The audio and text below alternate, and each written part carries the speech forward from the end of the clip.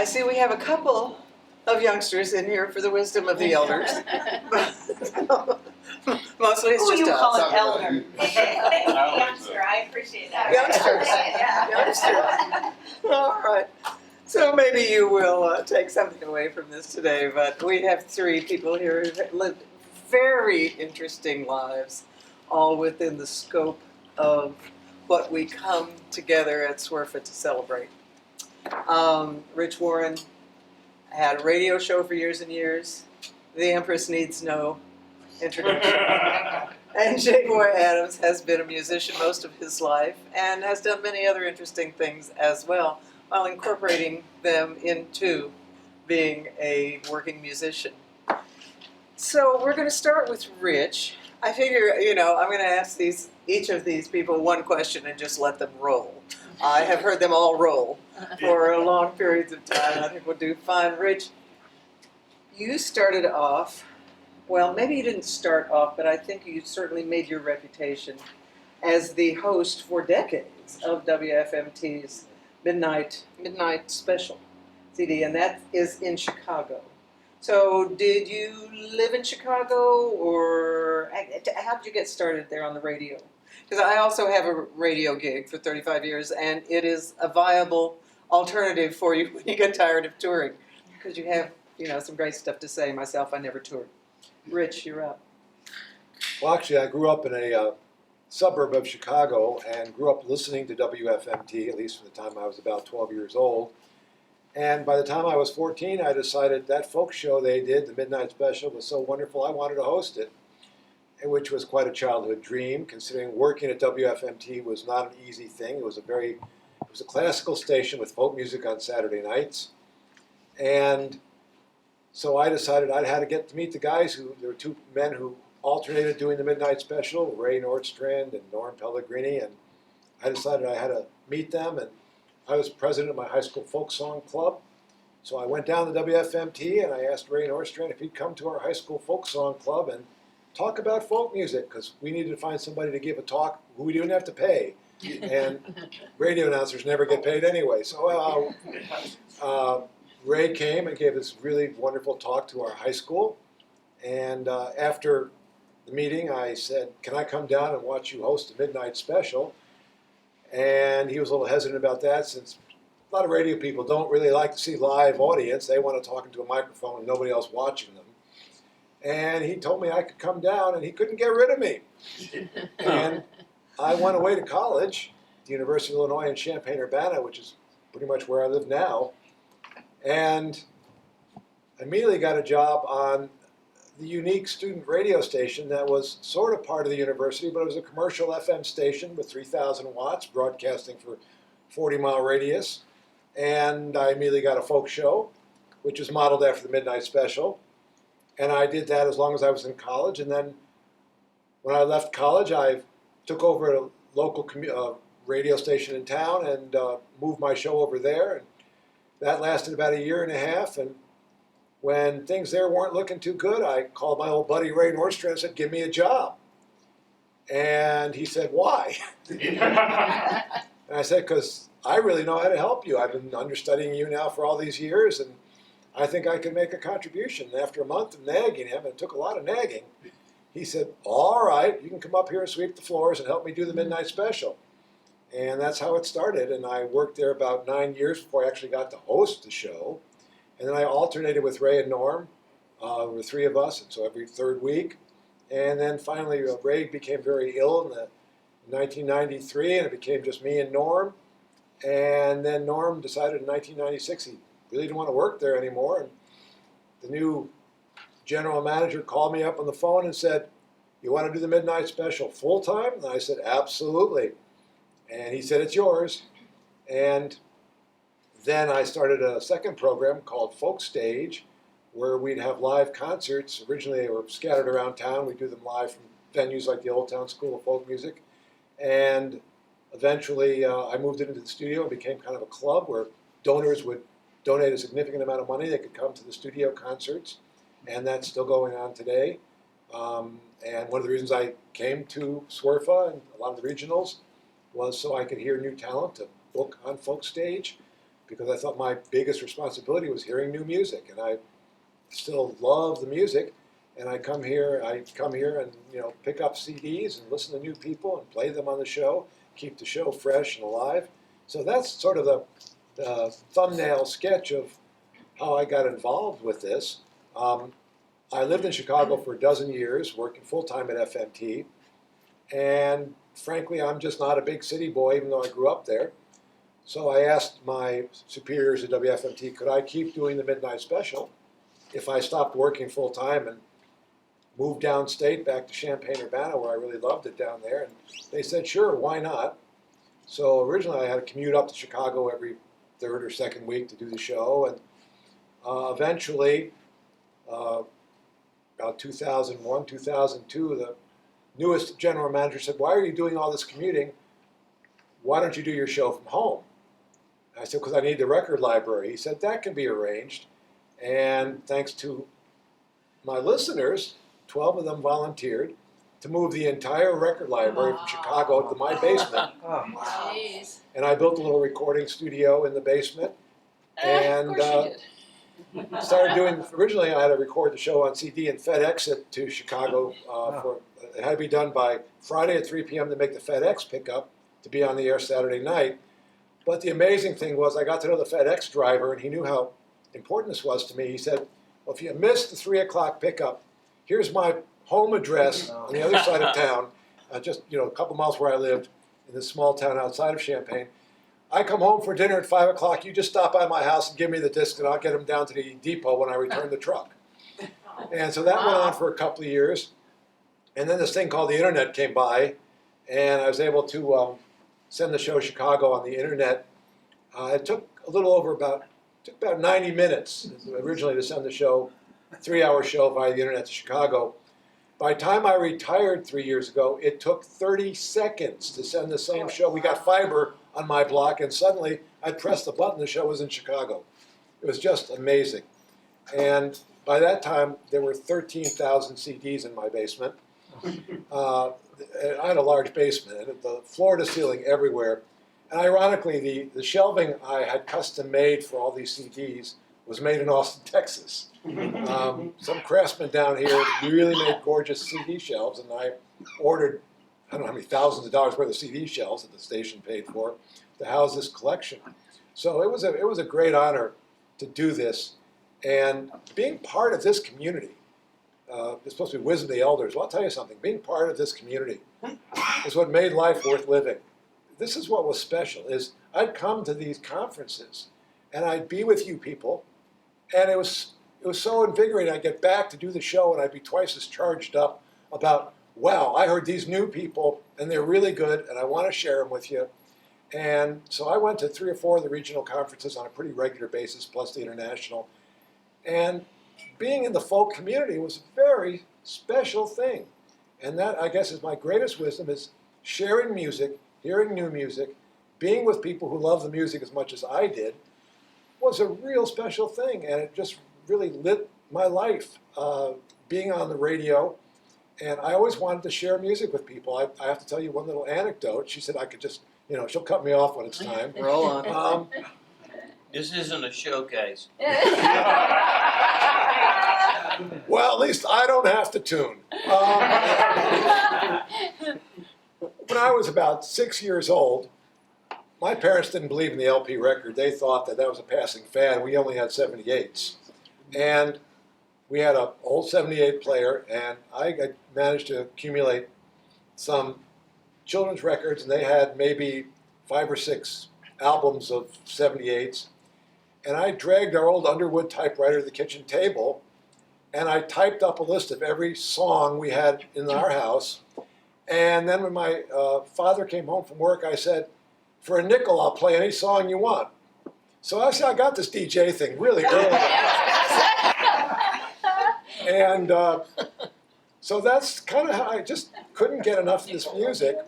And I don't know how I fell in love with folk music, because my parents were mainly, my mother was in the kind of classical and some bluesy stuff, but I mean, we had a recording of Billie Holiday singing Strange Fruit, and I'd listen to this, I didn't understand this song, and my mother said, someday you'll understand this song. Yeah, that was the day of reckoning. But somehow I just fell in love with folk music. And of course, I grew up during the big folk boom, and I'd turn on the radio and I'd hear occasional folk songs. Even on the AM middle of the road stations, I'd hear Peter, Paul, and Mary or Simon and Garfunkel. And I just fell in love with it. I just couldn't get enough folk music. And so that's what happened. It's just the first, I think I love show tunes and folk music. And the first 3 albums I bought were Peter, Paul, and Mary, Joan Baez, and Carousel, I think it was. And from that point on, I just couldn't stop. It was like an addiction. More folk music I could hear. And one last anecdote is, so we used to have these class parties in 8th grade, and one of them people knew I was Mr. Folk Music. They said, well, bring all your Peter, Paul, and Mary albums. We can listen to Peter, Paul, and Mary. And I get there, this is like 2 weeks later, to this party, and they said, oh, we don't want to hear Peter, Paul, and Mary anymore. Somebody brought this new record from this group in England, and they're really good. And of course, you know who they were, the Beatles. And I thought they were fine, but I didn't think they could hold a candle to Peter, Paul, and Mary, or Judy Collins, or Joan Baez, or Tom Paxton, or Phil Oakes. So that's how it all started. And I think I should pass the baton now, and I could. I was just going to ask you, you and I are solidly in the audience component of a concert, and musicians are musicians, and they are a component of a concert, but a concert isn't a lot of fun for musicians without audience, right? So I always thought that was one of my strengths in booking venues, and I think you probably feel the same about programming a radio show, is that interaction between the audience and the musician in a live situation. Did you invite musicians on the air when you had live performances and did interviews and things? And how, maybe some wisdom, how does an artist accomplish that? How does an artist get on the radio with you? Well, it was back when I started at this college station. There was this kid performing at my coffee house. His name was Dan Fogelberg. And I said, you're pretty good. Why don't you come on my radio show? Well, He that's said, one way. Yeah. You know, he said, you want me on your radio show? And I said, yeah, you're not bad. Basically, I'd hang out at the folk music coffee house. U of I had this one big folk music coffee house called the Red Herring. And all kinds of people came through. Utah Phillips was restarting his career, and he came through there. And I said, darn, you got to come on my radio show. And I just turned Utah loose and let him go. And you know, Utah, he could just keep going. I just listened, and anybody who I thought was good was welcome to come up. And we started having these folk festivals at the coffee house, and I broadcast them live on the radio show. And then the irony of the whole thing was, so I'd been there about 4 or 5 years, and I had this kind of crazy friend who he wanted to start a concert series at the chapel upstairs from the coffee house. He put on one concert with Bob Gibson, made a little money on it, and like the Dickie Bird in the Dr. Seuss story, he laid the egg and said, I got to fly, you sit on the egg and hatch it. Suddenly I was running a concert series, and I knew nothing about running concert series, and here I was booking people out of the clear blue sky, and I suddenly for 2 years was presenting all these famous folk artists who came and performed for me. Leo Kaki, David Bromberg, you know, all really good people. And I also did jazz because the owner of Discount Records, who helped sponsor my radio show, was a jazz freak. And he said, well, you're bringing all these folkies, why don't you bring some jazz people? I said, well, I don't know squat about jazz. He said, I do. And here's a list of people who are coming through Illinois the next month. Call their manager and see if they'll stop by and perform in your concert series. Next thing I know, I got Mose Allison and Herbie Hancock and Chick Corea. We're performing in this little church, 140 people, you know, along with the incredible string band. And I had almost nothing but good experiences. I have to tell you something, artists, the greatest people in the world. I never had an issue Well, I had one artist, we won't go into that, but The one that hung It's from the always chandeliers? the thing I learned, and I've carried this with me throughout my career, is artists are really good people. And they also have to be treated with respect and dignity.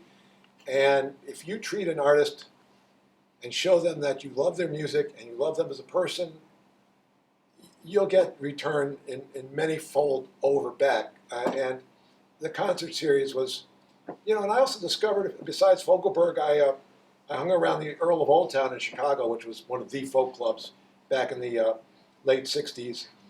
And because of WFMT, I was underage. I wasn't supposed to be at the Earl of Old Town, but my pal Ray Norstrand, who was ultimately my boss, called the Earl and said, "Rich Warren's a friend of mine, you ought to let him in."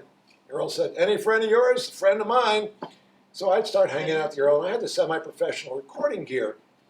And it's a longer story than this, I'll abbreviate it, but one night I'm in there, and there's this kid on stage, and he's jumping up and down and singing. He was so gosh darn good, I was just like, wow. And I came up to him and said, "You're amazing, can I record you?" And he looked at me and said, "You want to record me?" And I said, "Yeah." It turned out to be Steve Goodman. And so I recorded him the next weekend and gave the tapes to Ray. It was before I officially worked at WFMT. And Ray played it on the air, and Ray said, "This kid is really good." So Ray went over to the Earl of Old Town and met Steve Goodman. They became fast friends. Fast forward 2 years, Ray gets a phone call one Saturday afternoon in the studio when he's preparing the show. And Steve said, "I just wrote a new song, and I think you're going to like it. Can I come over and record it?"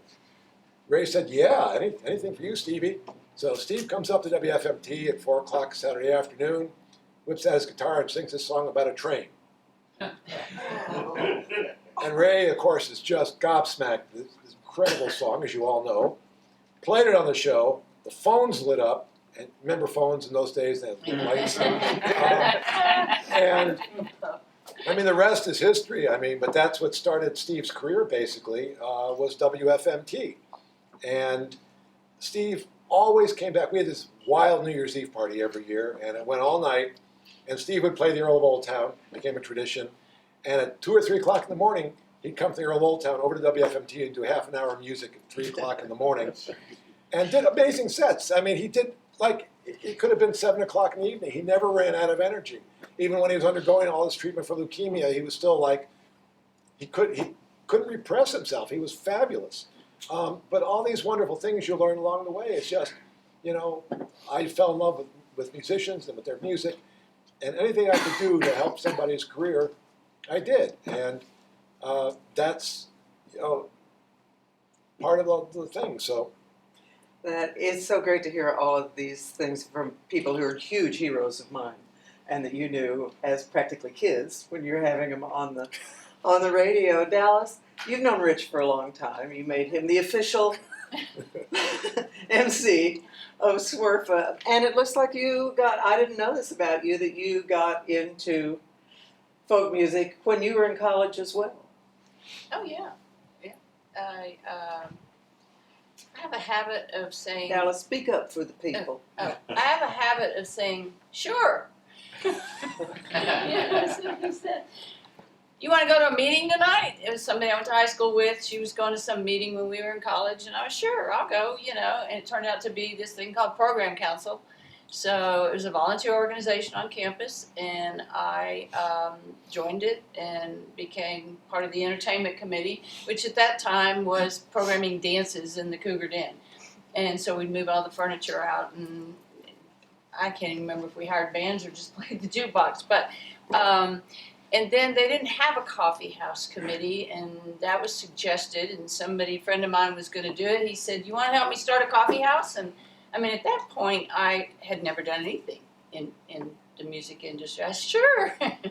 So we took over an old ROTC building on campus, and it had the gun range, upstairs, and we just kind of gutted the downstairs, and I went dumpster diving at the carpet shop behind the Kip's hamburger shop, and we glued all the carpet down on the floor and made a big peace sign.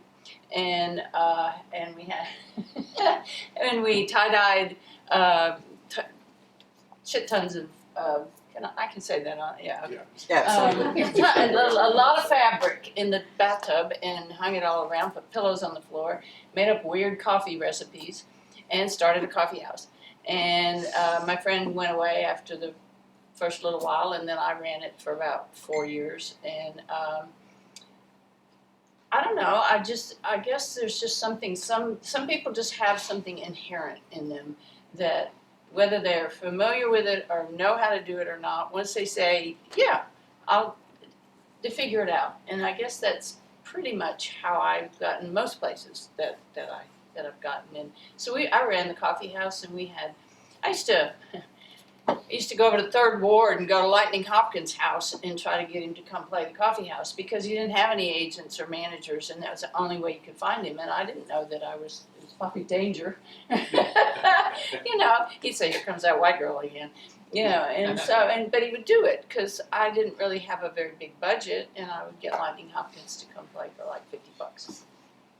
And I joined the what was it called? It was through the bitter end, National Coffee House Circuit, to the bitter end, and they would just send us artists. We didn't have a choice.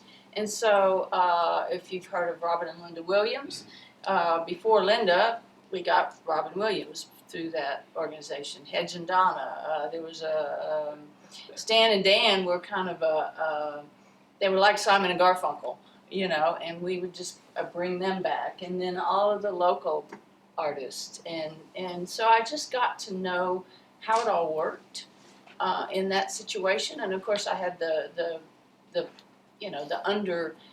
underpinning of the university situation where I was a student and I was a volunteer and I had a budget, and then gradually I became the vice president and then the president of the whole programming board.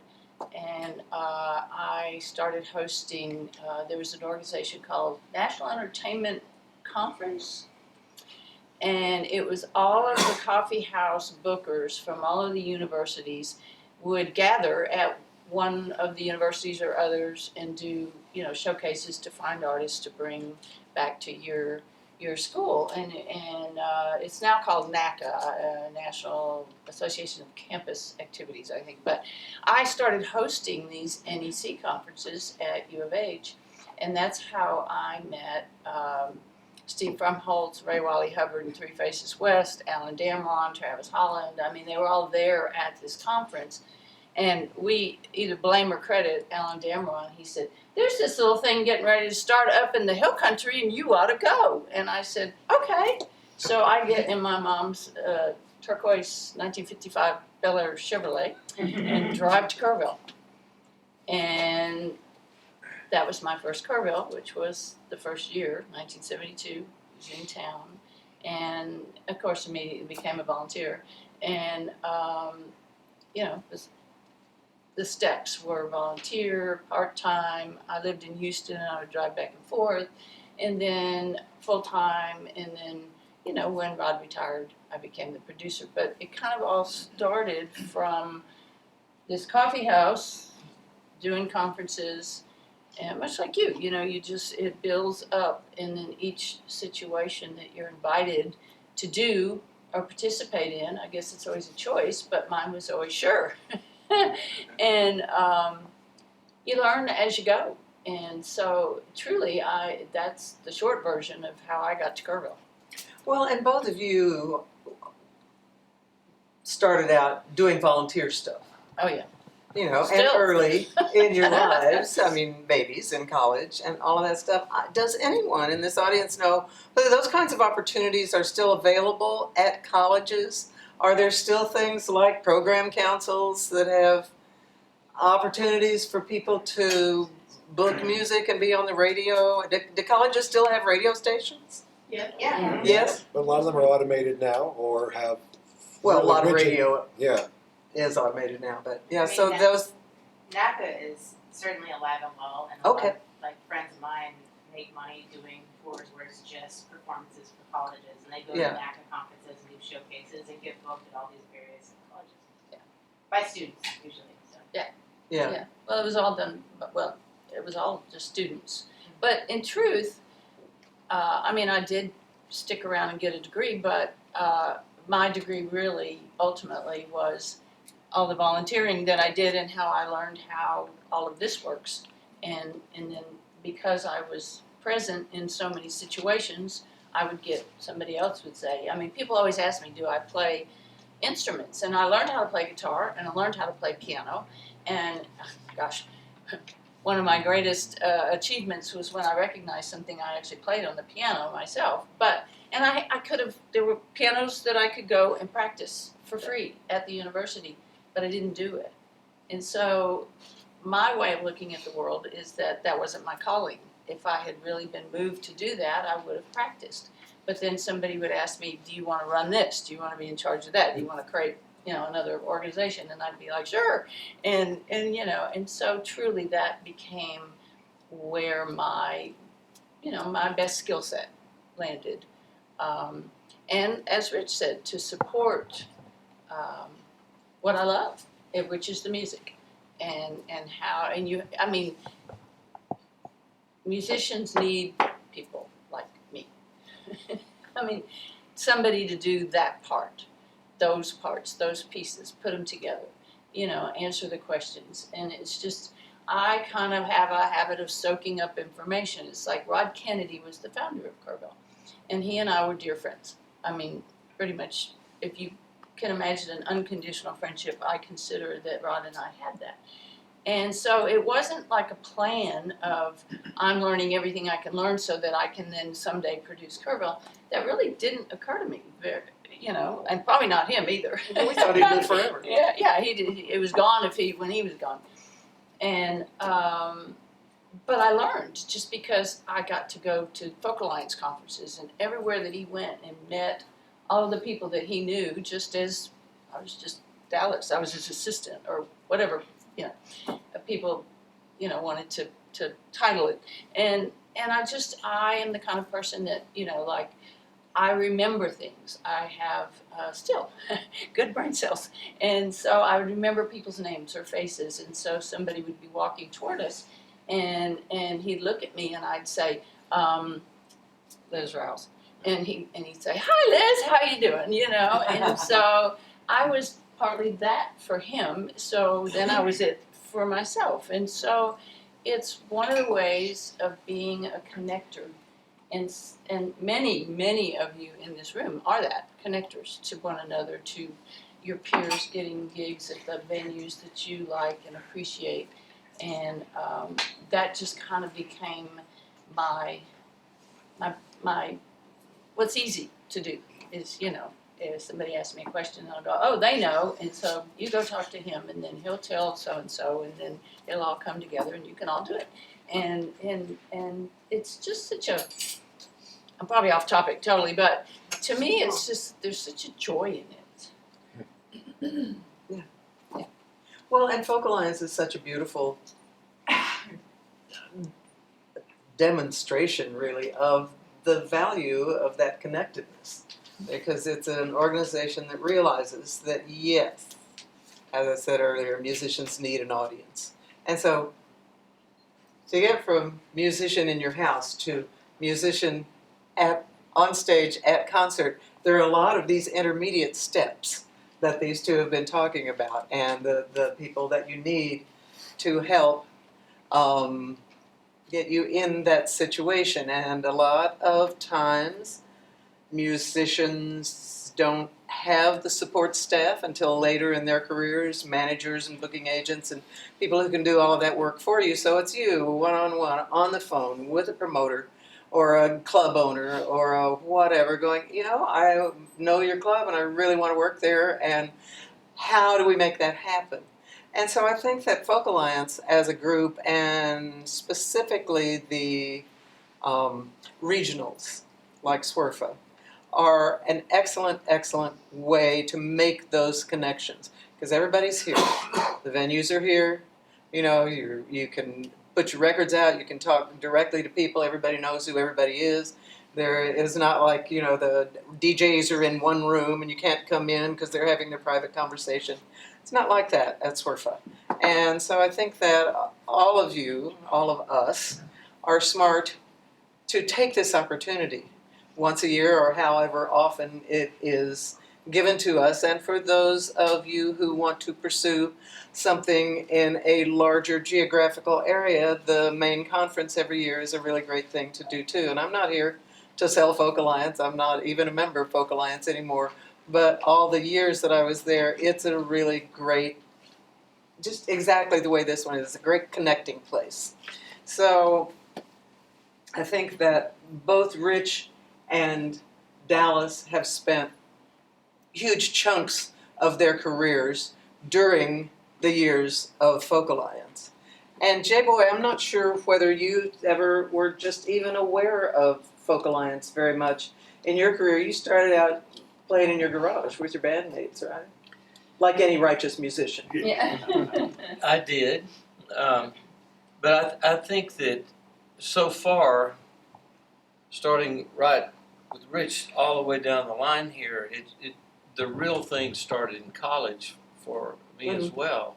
And it's ironic that, as long as you and I have known each other, I knew you were from Houston, but I didn't really realize that whole connection, because when I left North Texas, I started at North Texas State in '68, and I went to Houston the very next year, and so that would put me there 69, 70, and because of the exposure to the acts that were coming through Dallas, Texas, it didn't play real well with my studies. And my grade point was not real good. And so I migrated down to Houston to get back into a school that, you didn't have to do a lot of studying. What? In order to kind of stay within your draft status, which didn't work out for me either. Oh, no. It didn't do, the deferment didn't work for me, but I made it okay. But I was down the street from you on Richmond Avenue at Sand Mountain Coffee House. Sand Mountain, there were two coffee houses off premises from the schools at that time, and one of them was called the Old Quarter, and the other one was Sand Mountain. And if you wanted to go hang at the Old Quarter, where Towns and Guy and some of the other little wilder individuals were, if they didn't scare the crap out of you, you could do well. But I stayed more in the kind of laid back area of Sand Mountain with John Carrick and angels like Janis Joplin and all the ones that were real calm. Bobby Joe Gentry and John Carrick and Jerry Jeff. His very first trip to Houston, he played. Mrs. Carrick promoted the show at U of H and at Rice, and John Carrick and I opened those shows. But you weren't there yet. You were still high schooling. But I think that the whole college thing, I'm very familiar with NEC. I played many of those showcases that they had during that time frame that were very important, because representatives, which Dallas would come from all over the country to these conventions similar to this, buyers upon buyers for universities, and they would put together blocks of dates, and it was an intimidating deal. When I was tell you a little about my history. I was raised in a very small town, and I had an older sister that bought those 45s like they were going out of style, and I was exposed to everything. My father was a kind of a country and a traditional folk fan. Mexican music my father loved. He was raised on the border. And my mother, on the other hand, hated all of that. You know, she liked to listen to big band and you know, Glenn Miller and Benny Goodman, and then as time progressed on, whatever I was listening to, especially if it was pop rock, you know, she became that fan, you know, and so I got a hodgepodge of all of that. So going to college, I got to see these bands live playing in Dallas, in Fort Worth, and I had already been exposed to that because at the appliance store in my hometown, they also sold guitar strings and records. And this little Jewish lady named Mrs. Kirschbaum took a liking to me, and every time she would get a record that she thought I would be interested in, she would ring me up, and I'd ride my bicycle downtown.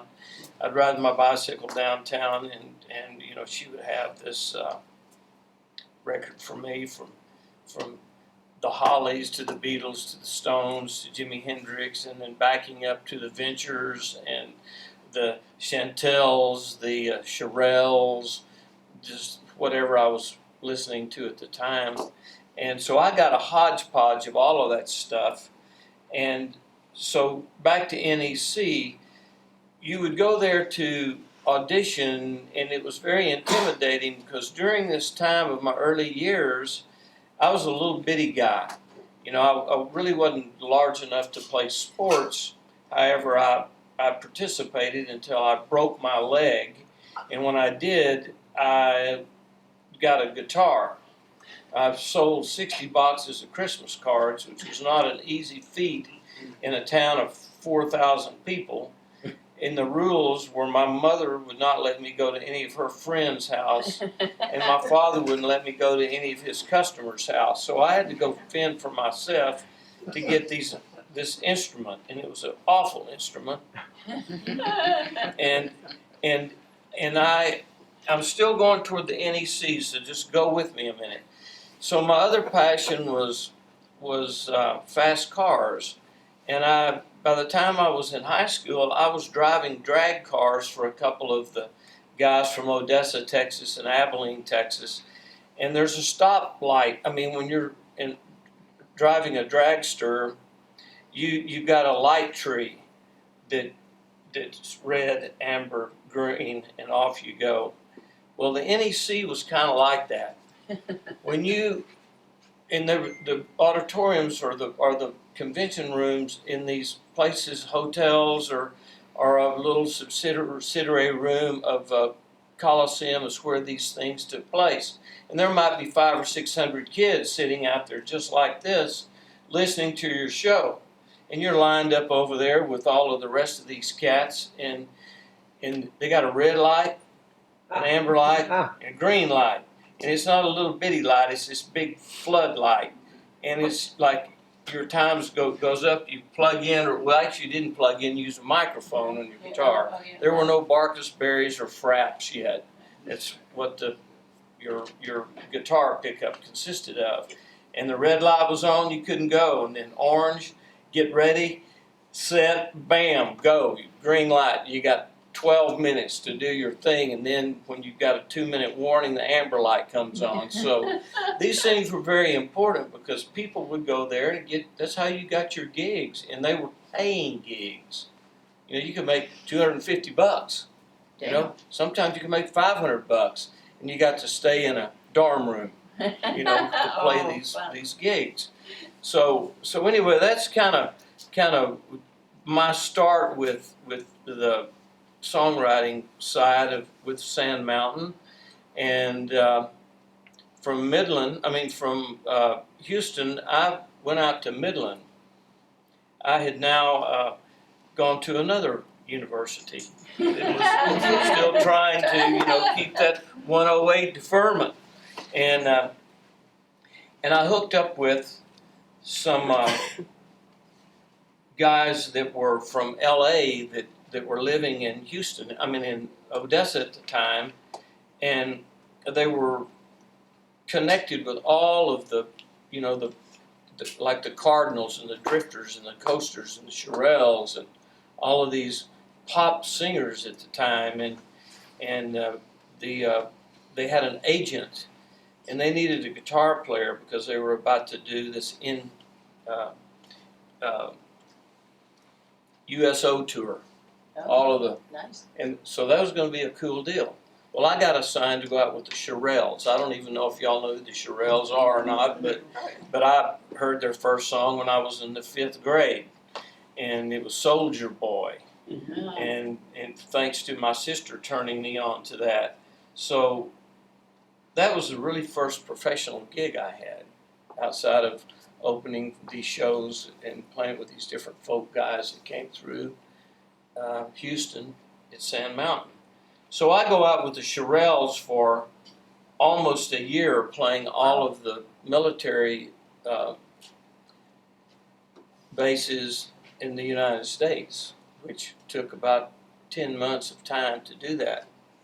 I was the only little white boy that didn't shave yet, and I was a band leader, and I was a guitar player, and I was playing all of these pop records. And I had met a guy that had, before Carrick, that had introduced me to finger picking and acoustic guitar and songwriting. And when I finished that, I thought, there's got to be something more for me to do besides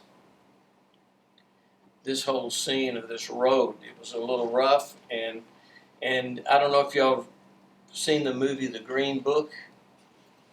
Well, that's what it was like, because I'm with all this black crew who were not welcome in decent hotels, and we were staying in what we call no-tell motel in the Chitlin circuit, outside of the fact that we were playing in these military bases, which was great because everybody knew where they were, and there wasn't a lot of discrimination and that sort of thing going on base, because it was segregated, of course, for the military. And so I was hanging with stars at a show, and then when we left there, it was kind of touchy. It was Green Book style. Watch out what hotel you stay in, watch out what restaurant you eat in, and be careful. And so after that, I go on to Texas Tech. And I'm going to go back to college. I'm going to continue my formal education. And my roommate was my neighbor, my childhood friend from my hometown, that we grew up together, and he was, dead set on me getting this education because I needed something to fall back on, according to he and his mother and his father and my mother and my father, and so I lived with him. And he was the president of NEC chapter at Texas Tech. And he's the one that turned me on to these conventions, and that's where I hooked up with Jackson Brown and Jimmy Buffett and Loggins and Messina and Larry Gatlin and a plethora of other acts that were $250 a night artists to come to Lubbock, Texas and play. And this kind of brings me to, it's not what you know, but who you know, because I knew the guy. He's my roommate, my neighbor, and I opened all of those shows. And some of them were very lasting relationships for me that developed into touring later on. So I began writing these songs, and I've got one class that I just can't get out of, which was accelerated math class. And so I decided I'd go to summer school because I thought that would be the easiest thing to do, to at least get a C in this class and stay in the university. And I had opened a show. While I was in Houston, I did, to rewind a minute, I met a group called the Moving Sidewalks. Yeah. And we opened a few shows for them at Allen's Landing. And so March of 71, a group called ZZ Top came to Lubbock, and I was asked to open the show. It was not an NEC thing. It was not a.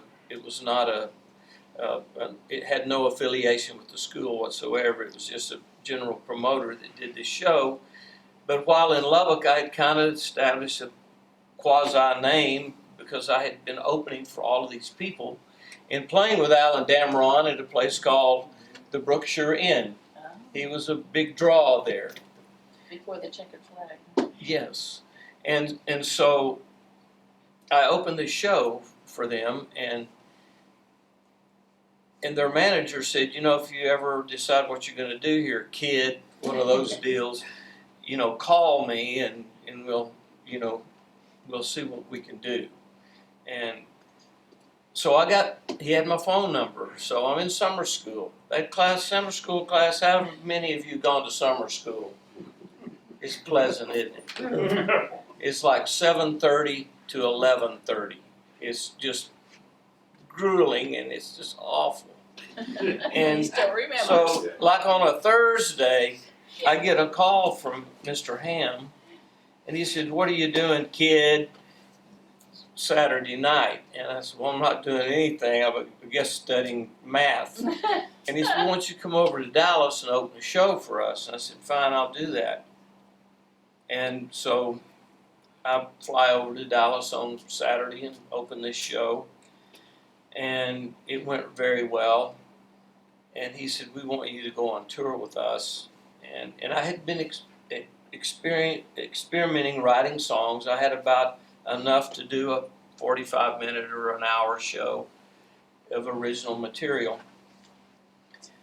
Finger picking, folk style songs with a storyline, which I think is very important. A song got to make sense if you're going to write a song.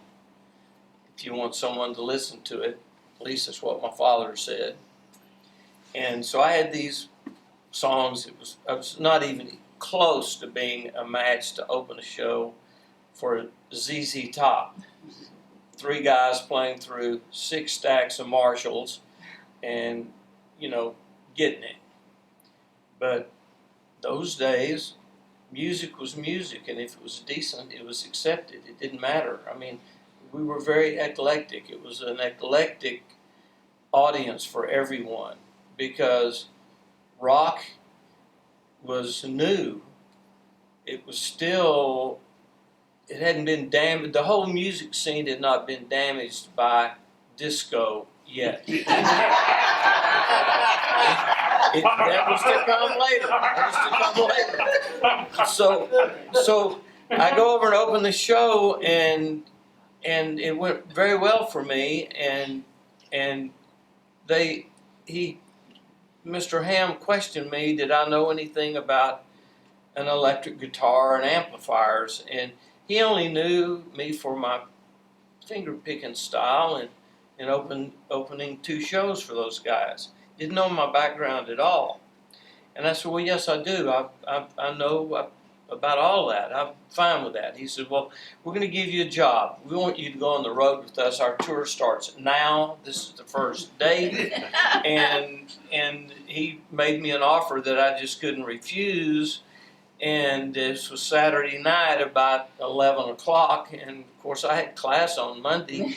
But now I knew I was not going back to Lubbock. And I didn't have to worry about passing that math class. And I went on the road with those guys. And I remained there off and on for the next 8 years. And with a little luck, I got a record deal after about 3 years of working with those guys. And of course, when I got the record deal, I couldn't, and actually, at time off, recorded the first record. And I, drafted some of my buddies. I got David Lindley and Jackson Brown and Ken Murray, Nardo, and David Bentley, and some of these, really good players helped me make this record, and it was ready to go. Of course, I had a job. I was a backline tech for ZZ Top, and I didn't have a road band, and I couldn't quit my job until I got a replacement. And my replacement was the guy that took Ron Witten's place as the president of the NEC in Lubbock, whose name is J.W. Williams. I don't know if any of you guys know him, but he took my place with ZZ and became the president of that corporation and ran that show as Mr. Ham's assistant for the next 25 years. And he's been with Leonard Skinner now for many years as their tour accountant, and he still does it. I'm surprised you don't know him. Swell guy. But anyway, that's kind of what happened to my career, and I one thing I want to tell you, especially you young men and women, that you set your goals to go out and be an artist and do all of these things, and I think one mistake that I made is I set my goal way too high. I set a goal that was just nearly impossible for me to reach. And I learned as time went by, I needed to lower those goals just a little bit because I had them so high that like a Olympic pole vaulter couldn't have gotten over it. And so that's important. You've got to reach that, and you should never forget of why you started this to begin with.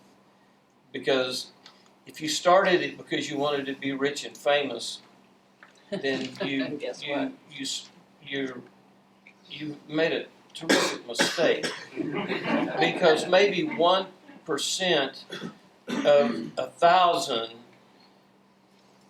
that would be one. I learned that in math. In my universities. That reach that goal, because in any time you get to the point where the failure in the lack of success and the lodging in the no-tell motel starts eating on you, you got to remember why you did this in the first place, and it was from here. It was from here. And that's got to be where it remains, because the longer you play and the longer you stay, it's like a survival of the fittest thing. Sooner or later, if you're worth a crap at all, you're going to get a break. And it's important, these people are as important to this whole machine as we are. Just as important. We're not more important, because without them, without what they do for us, we're going to go nowhere. And you do have the internet today, which is a big difference from what we had, because it was a cell phone. It was not a cell phone, it was a pay phone. And to stop and do an interview in a snowstorm in a phone booth to a radio station for a phoner, which, it still happens, but it's far and few between, because it's that whole machine has come down, which it's the instantaneous success of what we see today is nothing like it was back then. Agreed? So, senior moment, where was I? Where was I going with this? Stick with the wisdom. Stick with the wisdom. But it's the date of birth. Let me look at my driver's license and I can see why I'm forgetting. The importance of sticking to your goals is and the money, all of that. You catch my drift of what I'm saying. And the next thing is, sooner or later you're going to want to be married, and you're going to want to have children, and you're going to be a husband, and you're going to be a wife, and you got to balance that system because they're important. You know, at one point in my life, my music was the most important thing that I could possibly do. And I didn't think ahead about being a father and being a husband. And then I realized that from a couple of the guys that played with me as road dogs, that they weren't good husbands and they weren't good fathers, and it made me change my goal level. And the goal that I changed was two that I had control over, that I could make happen for me. And those two goals were, I wanted to have children on the ground earlier than my father did, because my father was really a middle-aged man when I was born. And the other one is I wanted to outlive him, which I did. I have, and I got those children on the ground years before he did, and they became, along with my wife, I've been married 47 years, and we lived together for 5 years before we were married. And we knew it was going to work. It was a matter of just lining it up. When I was so busy, when are we going to get married? When are we going to go on a honeymoon? I didn't have time for any of that. It all worked for me. And that importance of those two things, you've got to balance. And it's a very important balance, because if you can't balance them, then don't get a wife or a husband and don't get kids. Keep doing what you're doing and forget about all that other stuff, because once you do that, you've changed your whole system, because they're more important than this.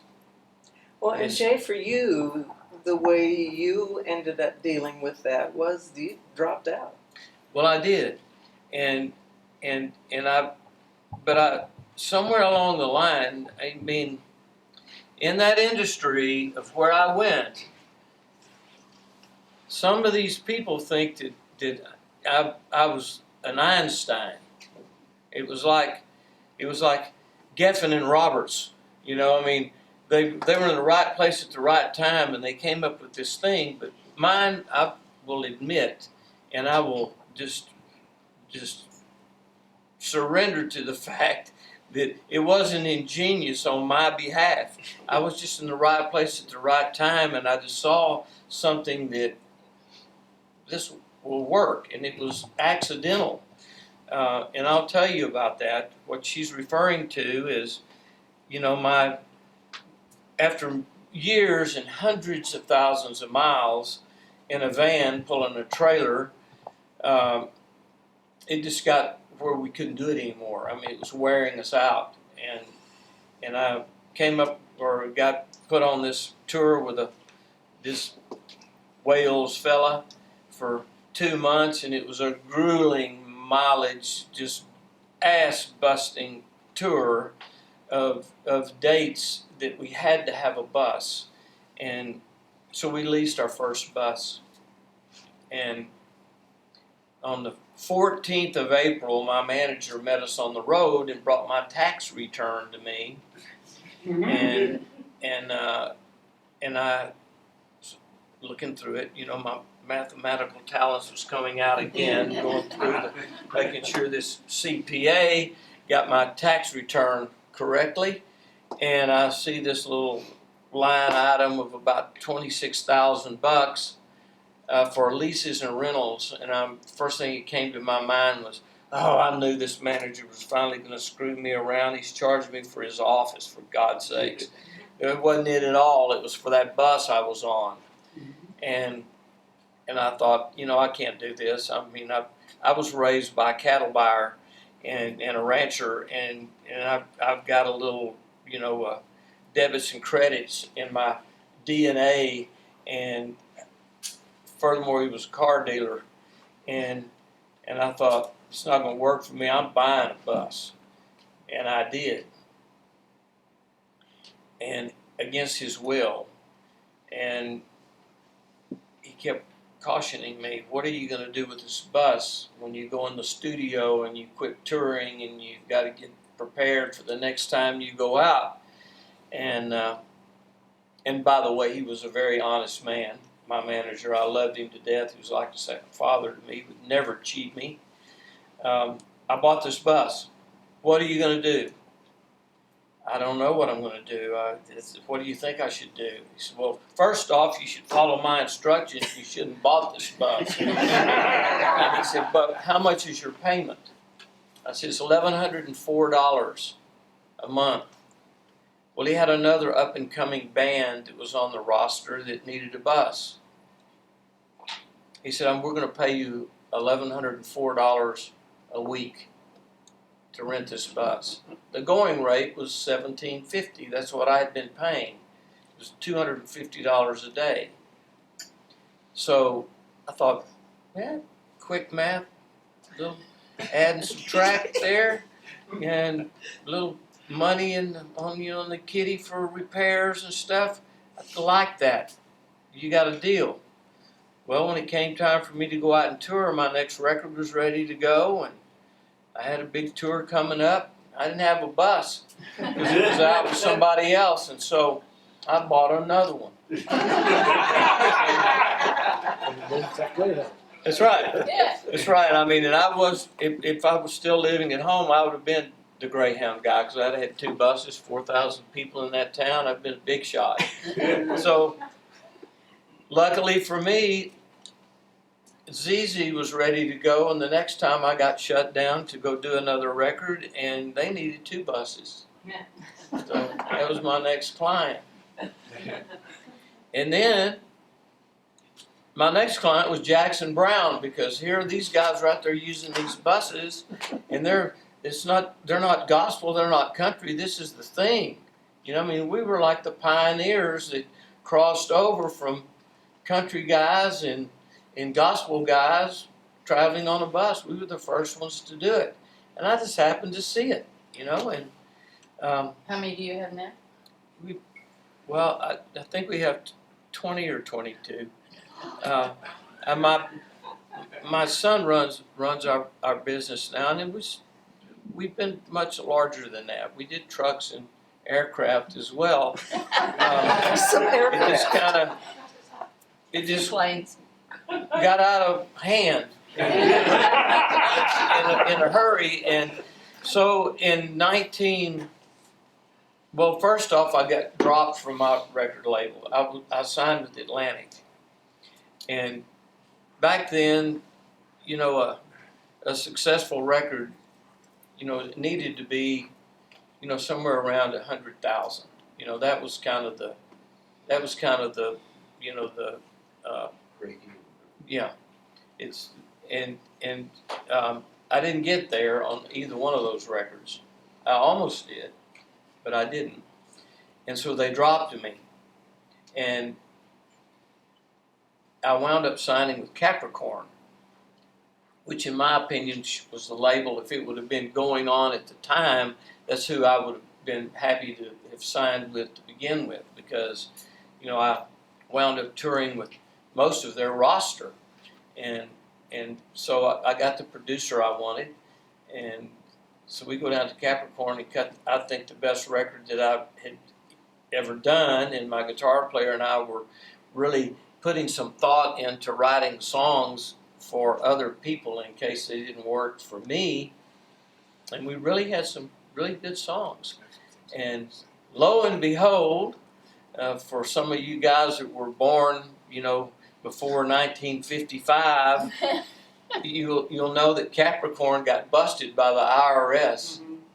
And guess who was in the studio Yeah. recording their record when that happened? And I, at that point, was so disgusted and, you know, lost my masters, and I gave it the old California howdy and to the music industry, and I decided I gave everyone a notice that if we weren't in the money and things were not really going well, and so we could go to the next level in our career, that I was going to be a bus guy. And where I made my mistake was I quit writing and I quit playing. And I forgot. I'm rewinding now to never forget your passion, how important it is, why you started this in the first place. Because when I first started playing music and writing music, money didn't have a damn thing to do with it. All I wanted to do is tell my stories, write my songs, and go play for a crowd. It didn't matter whether it was a showcase on the 9th floor with 10 people in it, or if it was in Carnegie Hall with a sold-out crowd, or if it was in the Summit with 22,000 people in it. It was to play for a crowd. The big show you give everybody. But I put all of that away because I was burned out. And if I had it all to do over and I was disgusted and frustrated, I would have continued to write and continued to play and kept my chops up, because boy, they were hard to get back. It took a long time for them to come back. And just that whole, but the writing passion came back like that. And so if I had it to do over, I would have never quit writing, because I could have stayed home, could have been a father, could have been a husband, could have run this company, built these buses, and continued right along. And then my kids would get out of school and I could take up where I left off, which I did, but on a different level altogether. So that's my, that's kind of, I hope that from all of this rambling over here, y'all picked up some elderly advice. Or maybe I should say suggestion instead of advice. You know, why are you doing it? How to your goal, the importance of family. Two other things I want to tell you about is you got to have an instrument. Otherwise, you're going to be a poet. And believe me, there's a lot of poets. There's a lot of poets that hook up with people that know chord structure and theory and can put verses and choruses and bridges together and use your talent, that because they can't write, they're not poetic. But if you got both of them, and then you got a leg up on the one that does not possess both of them. So it's important that you are more than just a beater. You need to know chord structure, and you need to know a little theory in order to. I'm not saying that 3 chords and the truth is not always the way to go, because it is one way to go. But if you know how to throw the 2 in there, or a relative minor, or modulation, those things are important, and co-writing is important as well. And then the last but not least is be careful writing and not get hung up on one topic. You know, it's okay to write a love song, but don't write, that's all you do. You know, be as diversified as you possibly can, and rely on your fellow musician. Don't be a lone dog. You know, it's lonesome out there if you're by yourself, because you're opening up a plethora of possibilities with a writing partner. You know, because boy, 2 hearts and 2 heads are always better than one. That's partly what the song prompts are is to get people out of their comfort zone. If you always write a similar type topic or go a certain direction, and you get a prompt that's a word that you would have never in a million years put in a song, and you have to figure out how to do that, or what does that word bring up for you. It is to take people out of their comfort zone. If they always write, pop songs, but they've never written a children's song, how uncomfortable is that? Yeah. And you know, try it. And Absolutely. people have learned that they can do it, you know, and it could be fun even. It's so funny that you talked about your mom and big band and so many of the things that it kept making me think of Rod, because Rod was actually a big band singer. Yeah. And I have my favorite photo I have on my desk is Rod at 17 years old with Dizzy Gillespie. Full head of hair. No, not the other one. Anyway, with one of the big band leaders that he worked for. He was the kid that brought all of the charts and the books and had to set everything up, and then he got to start singing with the band, and then you know learned the whole deal, how it all fits, how it all works, what you have to have, all of the, you know, the charts machine. and the machine of it, and then you know he owned television stations and radio stations, and he did music when he was in the he went to Korea, but he also was music when he was in the military, and so he has a book called Music from the Heart, and it starts out from when he was a kid and how he started with music through his family and everything, and how that developed into, you know, all of the musical things that he did. And then eventually, when he started the festival, it wasn't just a songwriters event, because he had Crystal Gale and Robert Shaw, Barrelhouse piano player, and I've forgotten that those are and festivals. Willie Nelson, and all, you know, just all of the variety of music. But he, all of a sudden, he was really excellent at realizing that there was a different way to be, a different way to look at things. He could change his mind, and so he discovered songwriters, and thought, you know what? There's a million bluegrass festivals, and not to say there's anything wrong with any of it, but there's bluegrass, there's country, there's jazz, there's all of these support systems for all of these types of music, and there's nothing for songwriters. And songwriters need to know that they matter, that what they do is important in the world, they deserve respect, they deserve acknowledgement, and so he just decided to become that. And so he started. So after 72 and 73, when it was in town in the auditorium, they bought the ranch, and he turned Kerrville into specifically only song for songwriters. And it is still today, is a tribe. It's a place to discover that you're not alone in doing songwriting and doing this kind of music. And again, it doesn't mean that there's anything wrong with any of the rest of it. It can be any style, but it had to be original. And I totally bought into that, and which is, I guess, why I was able to step into the shoes when he decided to retire. But it's, and so you've heard it several of the panels, even the first timers panel.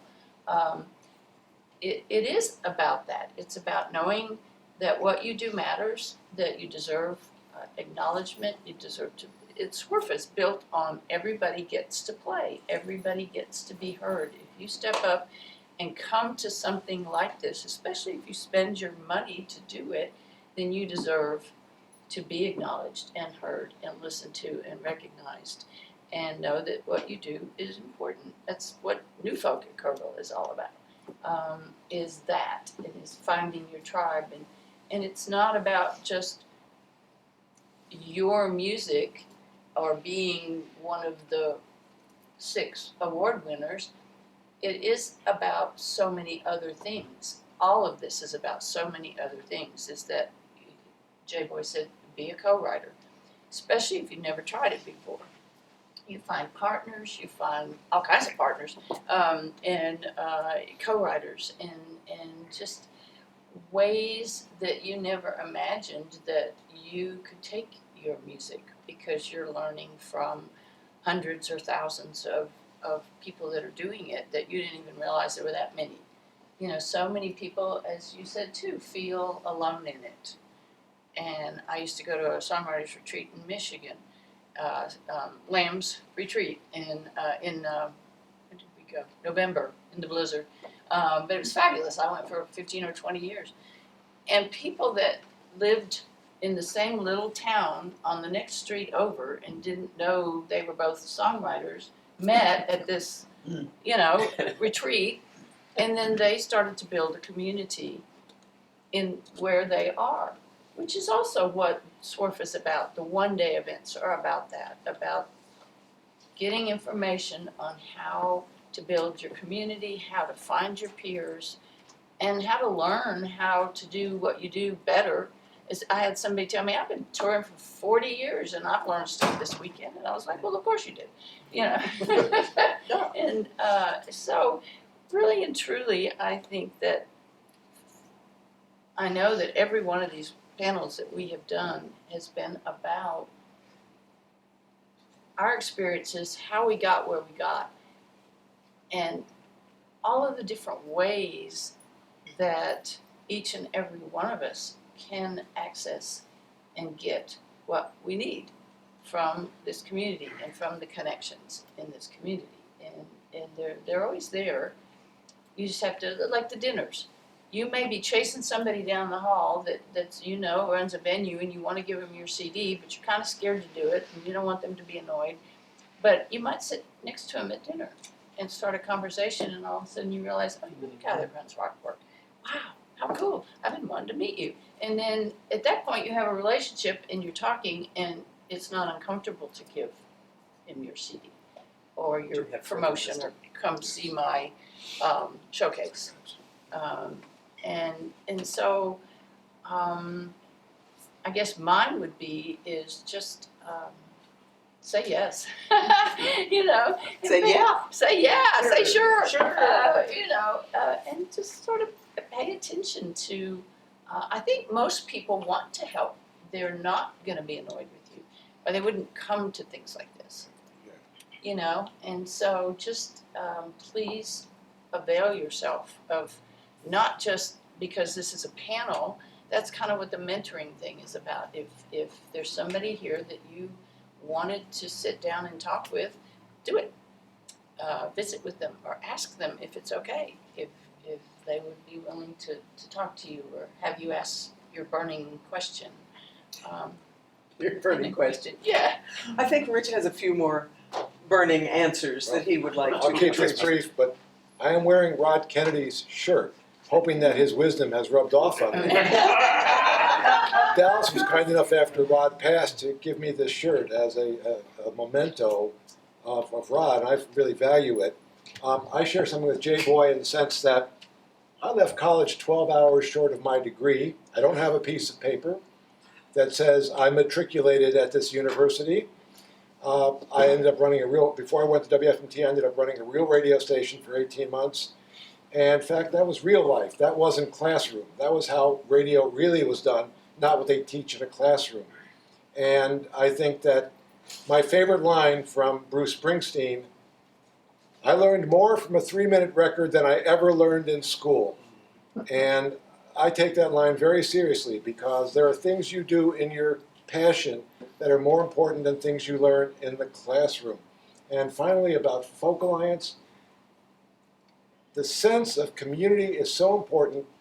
Before Folk Alliance, there were a dozen or a score of folk DJs around the country. We'd heard of each other, but we never knew each other.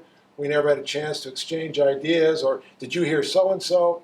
Folk Alliance came along, and suddenly all the folk DJs would get together and say, hi, oh, you're Gene Shea, oh, you're John, and we still to this day have Zoom meetings of folk DJs who want to get together and talk about the latest discovery. Oh, did you hear this artist? They're fab. You got to play it on your show. Or what's the future of radio? Or how are you coping with your new station manager? It's all this sense of community. And that's the beauty of Folk Alliance and why we're here, is the sharing. I know when I first came to Folk Alliance, some people said I was a little bit intimidating. And I think I was insecure because I didn't know my place in the community. And I realized it was such a wide open, welcoming community. And as Dalis was saying, the idea is to meet people. So don't be hesitant to share things, to give a DJ your CD or your fellow artist a CD, or get yourself known. on a friendship level, because that's what this is all about, is we're just a sense of community. We're a very small community in America when it comes to folk music, but by golly, we have each other, and that's, to me, the important thing. So that's what the joy and honor of being here. Excellent. Jay Boy, tell them when your showcase is this afternoon. Keep it in my Anybody way. know? Well, I will tell you this, it's way past my bedtime. Things change. You know, they don't have a pill for everything. Like if I could have a pill to keep changing my bedtime, it would be great. But you know, I mean, Because he it's feeds not horses at 5 addictive. o'clock in the It's morning. not addictive. 10:50 p.m. Well, that's early. Yeah, it is. Oh yeah, that's real early. And where is it? It's real early if you're a night owl. In the SWRFA Sounds room, 721. 7:21. They All have right. they don't have a light up there, but they got someone with a stopwatch. Yeah, they That's did. good. They do. And I finished early. I finished early yesterday.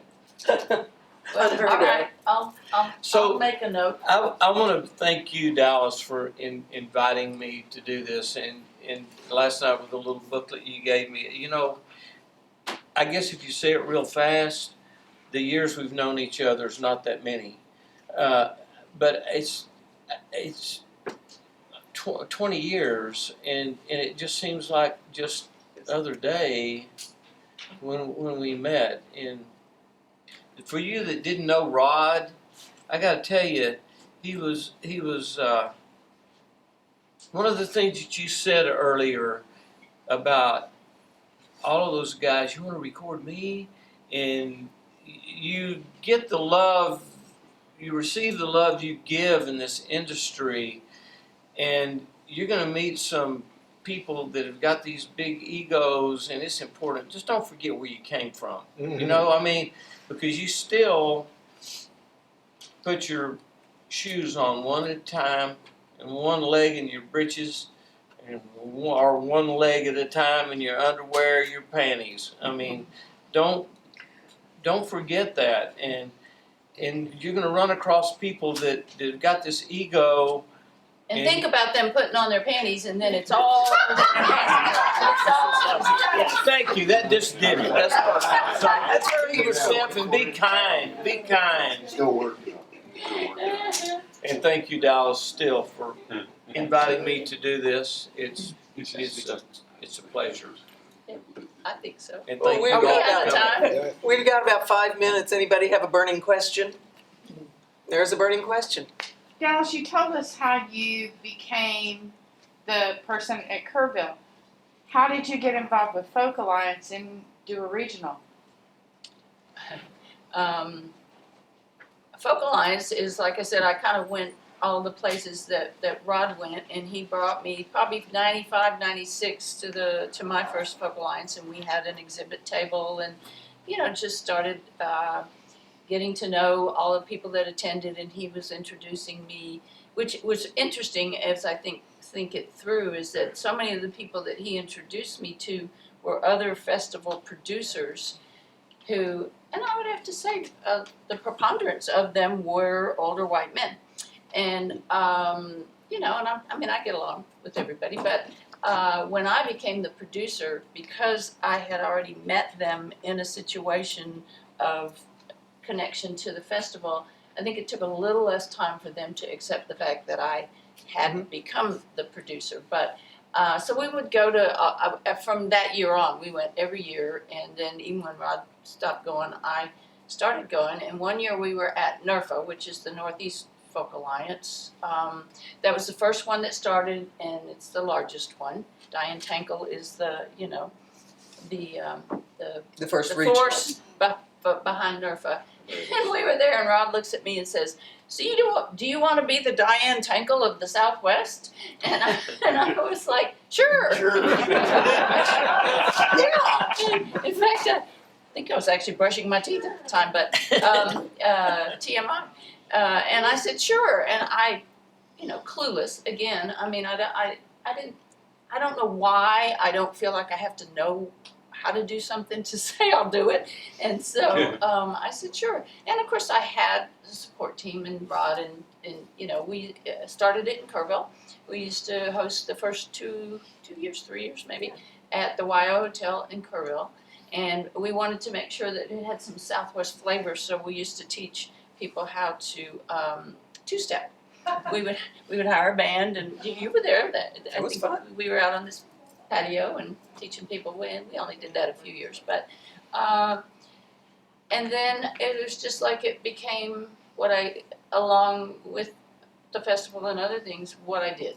And I just, the first year, the showcase, I mean, what I know about bringing in showcase people, well, other than that I had done some of it at the university, but we had the Waybacks, Groove Lily, and Dan Pelletier were three of the Whoa. however many artists that was our first showcase year.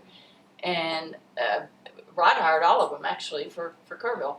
But I remember the Waybacks, they're this fabulous band. Groove Lily, I mean, he's keyboard and she's got a Viper, that just kicks ass. And then Dan, afterwards, I mean, I'd never put one together before, and he's a solo artist on piano, and he's going to follow Groove Lily. And I'm thinking, oh, God, poor Dan, what did I do? He blew the room, Mhm. just totally blew the room. And that was a learning experience for me on some level, is that, if they've gotten that far, they're probably good enough to handle it. And it's not their first rodeo to follow, maybe a larger band or whatever than they are. And so I got, pretty buoyed up of the big success. And then, Blue House came from Australia, and we talked them into running a showcase room, and they learned about Shiner Bach and stocked the room with Shiner Bach and hung bras and things all over the walls and just be as outlandish as they could possibly be.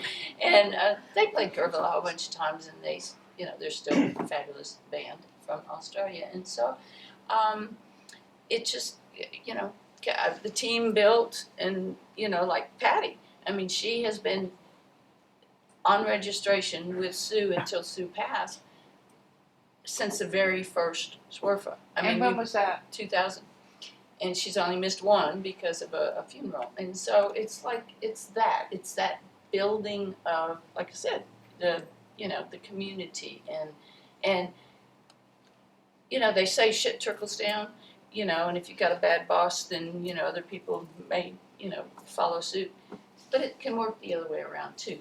And I think that what happened, particularly with SWRFA, and probably many of the other regionals, is that everybody embraced the idea of we are doing this to support and to give people, if you pay money and you to go away and you didn't get anything you wanted or needed, what was the point of doing it?